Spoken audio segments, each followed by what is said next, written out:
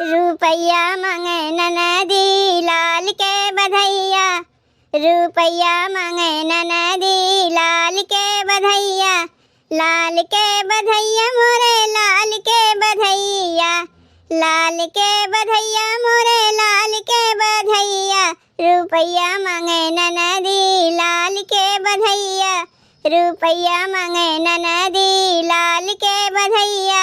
एक अठन्नी हमरे ससुर के कमाई, एक अठन्नी हमरे ससुर के कमाई, ससुर के कमाई हो ससुर के कमाई, एक अठन्नी हमरे ससुर के कमाई। चावन्नी लैला ननदी लाल के बधैया, चावन्नी लैला ननदी लाल के बधैया, लाल के बधैया हो लाल के बधैया, लाल के बधैया हो लाल के बधैया, रुपैया मांगे ननदी लाल के बधैया, रुपैया मांगे ननदी लाल के बधैया।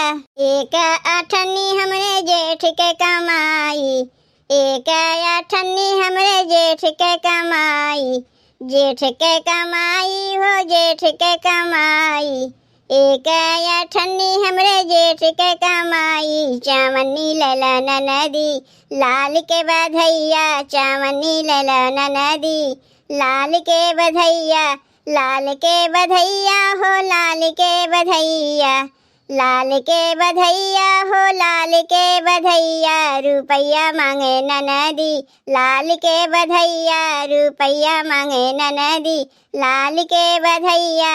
एक चावन्नी हमरे देवर के कमाई, एक चावन्नी हमरे देवर के कमाई, देवर के कमाई हो देवर के कमाई, एक चावन्नी हमरे देवर के कमाई। एक अन्नी लैला ननदी लाल के बधैया, एक अन्नी लैला ननदी लाल के बधैया, लाल के बधैया हो लाल के बधैया, लाल के बधैया हो लाल के बधैया, रुपैया मांगे ननदी लाल के बधैया, रुपैया मांगे ननदी लाल के बधैया।